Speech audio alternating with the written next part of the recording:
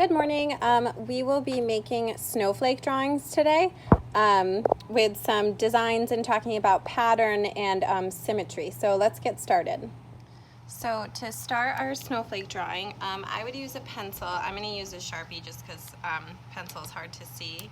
And I'm just going to make a dot in the center of my paper. Snowflakes have 6 points. So what I'm going to do is draw a line across, and then we're going to make an X. So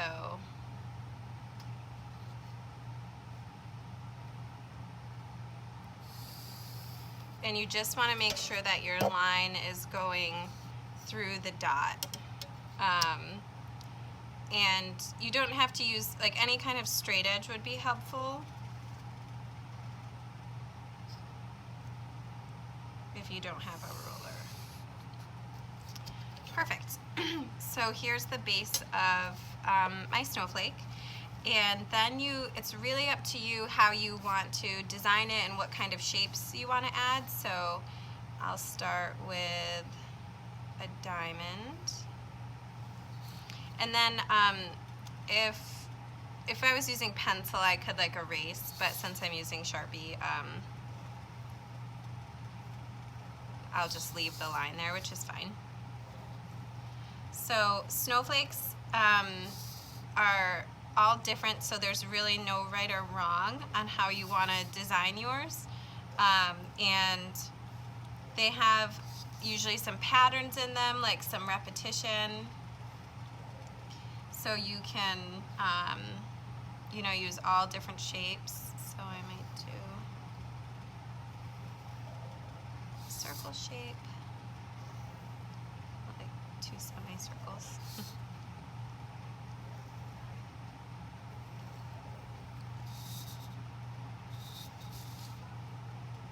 I don't know if you guys like the movie Frozen, but my daughter Olivia, who is 1, she loves watching the Frozen, mostly just the singing, but she enjoys all the, she really enjoys that movie, so snowflakes make me think of Frozen. Okay, and then I might try making a little shape like this.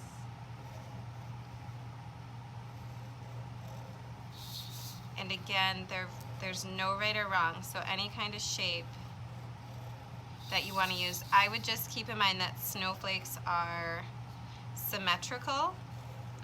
They actually have what's called radial symmetry, which means they're symmetrical like all the way around, like in a circle.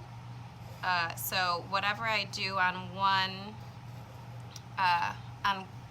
point, I do on all the other points. And then I might actually take a break and add a shape to the inside.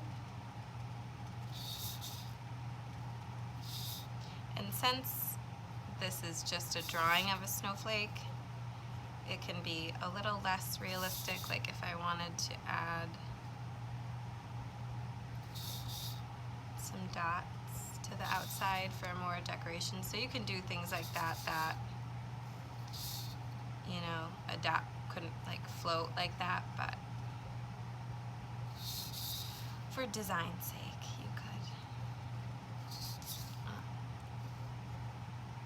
add some decorations like that. Okay, I might now try, let me just do a little circle. So my lines weren't totally the same length, so like this is a little bit shorter, and that's okay.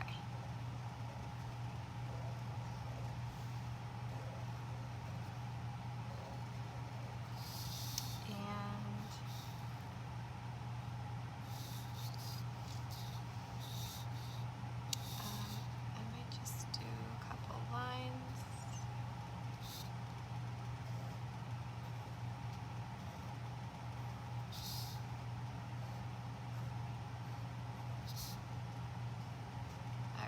since these ones are a little shorter, I think I'm going to add something on these 4, but that isn't on these 2, just because we ran out of space.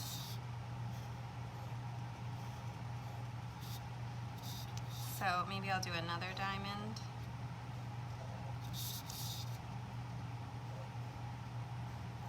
That makes a pattern, right? Repeating.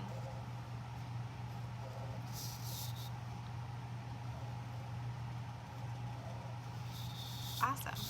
So there's my snowflake design. If you want to add any other details, you know, you could add some more things. Like, for example, I could maybe add some more details onto this one. So however, you know, intricate, which means like lots of little details on there, however you want to make your snowflake is totally right, as long as it's got 6 points and you've got all different, you know, shapes and stuff that make it up. And it should have that radial symmetry for the most part. If you run out of space like I did and you add something extra on one, that's okay. Oh, hi, no, it's okay. How's it going, my friends? Good. Okay, so once I'm done drawing, I'm going to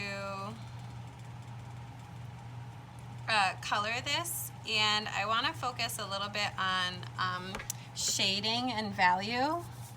So I have colored pencils for this, but you can use whatever you want. And I chose cool colors, which are green, blue, and purple, mostly because snowflakes to me are cold. So I thought cool colors would be appropriate. So when you talk about value, you're talking about like the pressure of, or I'm sorry, light and dark. So when you want to make light and dark using colored pencil, it's going to be all about the amount of pressure you use when you're pushing down on the pencil. So if you want something to be darker, you're going to push down a little bit harder. So I'm pushing down a little bit harder around the edges, and then I'm not pressing down as hard on my pencil towards the middle. So value is important in art because it keeps your artwork from looking flat. It gives it dimension. It's more eye-catching, and it makes things look more realistic, because in reality things do have shadows and reflections and light shining on them. So value can really help something look more realistic.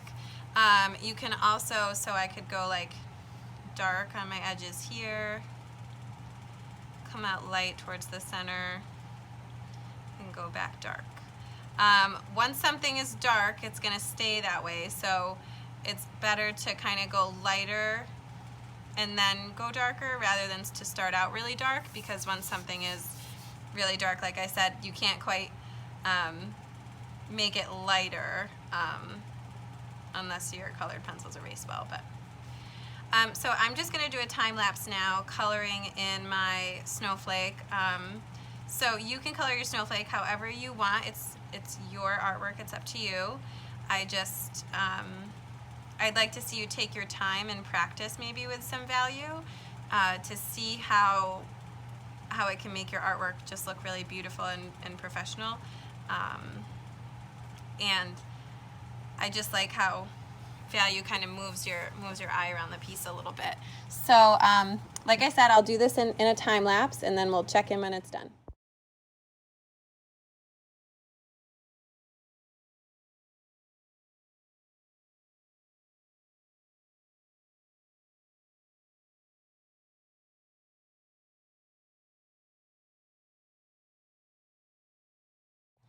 Okay, so my snowflake is all done. As you can see, I shaded to try to give my snowflake some depth and dimension. I used my cool colors, and I did, I worked hard to like stay in the lines. If you want to color like the background, to make it like light blue or anything else, you're welcome to do that. And I look forward to seeing your snowflake drawings. Have a great day.